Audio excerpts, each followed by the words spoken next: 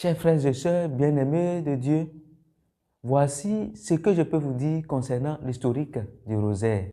Dès les premiers temps de l'Église, Marie est unie à son Fils Jésus-Christ dans l'amour des chrétiens et la prière des fidèles. Au IIIe siècle, on se tourne vers Marie en reprenant les paroles de l'ange Gabriel à l'Annonciation.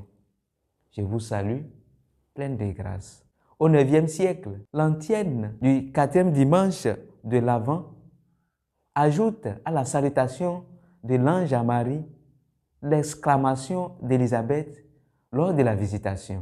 Seul est ajouté au texte le nom de Marie.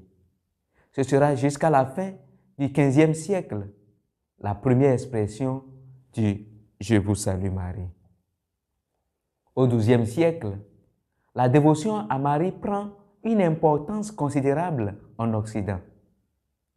L'antienne de Ave Maria devient une prière populaire que l'on aime répéter, comme à la même époque, en Orient, on répète le nom de Jésus dans ce qu'on appelle la prière du cœur. Dans les monastères, elle remplace peu à peu les Pater Noster que récitent les frères convers pendant que les moines chantent les psaumes en latin. Les cordelettes à nœuds, puis les bouliers à grains inventés pour compter les psaumes et les Notre Père vont être utilisés dès lors pour compter les Je vous salue Marie. On parle alors du sautier de Marie. Au XIIIe siècle, la grande mystique Sainte Gertrude a ajouté le nom de Jésus en conclusion du Je vous salue Marie. Au XIVe siècle, on aime couronner les statues de la Vierge Marie avec des petits chapeaux de fleurs ou chapelets ou avec des guirlandes de roses ou rosaires comme ceux dont on coiffait les jeunes filles au jour de la fête. C'est alors qu'on baptise de ces jolis noms des cordelettes et les bouliers qui servent à compter les patères et les ave. Chaque Ave Maria est comme une rose offerte à la Vierge Marie. Au XVe siècle, en Prusse, le prieur de la Chartreuse de Trèves conseille à un novice de réciter chaque jour 50 Ave Maria en méditant la vie de Jésus. Le jeune chartreux Dominique rédige alors 50 courtes méditations ou clausules, non seulement en latin, mais aussi en allemand. Son prieur est séduit par cette proposition nouvelle et l'envoie aux divers monastères de son ordre. Puis Dominique rédige une série de 3 fois 50 clausules en parallèle avec les 150 psaumes.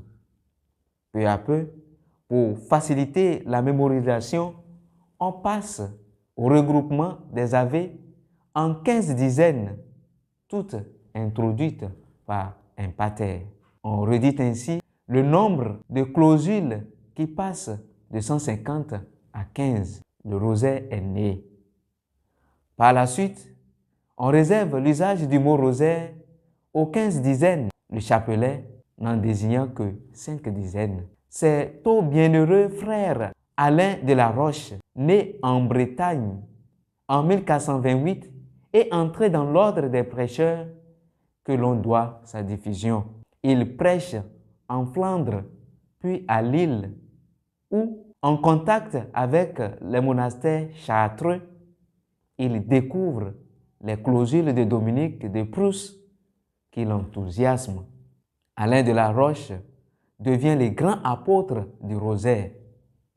Il prône la création des confréries du rosaire dont le succès est immense jusqu'en Italie et dans le reste de l'Europe occidentale. Curieusement, Alain de la Roche attribue l'origine du rosaire à saint Dominique de Guzman, le fondateur de son ordre.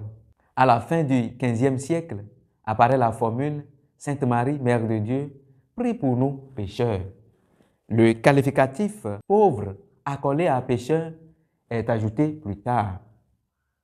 En 1572, le pape Pie V officialise la liste des 15 mystères. Le rosaire devient la prière du peuple chrétien.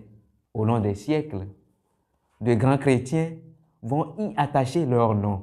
Au début du XXIe siècle, le pape Jean-Paul II ajoute aux 15 mystères joyeux, glorieux et douloureux les 5 mystères lumineux.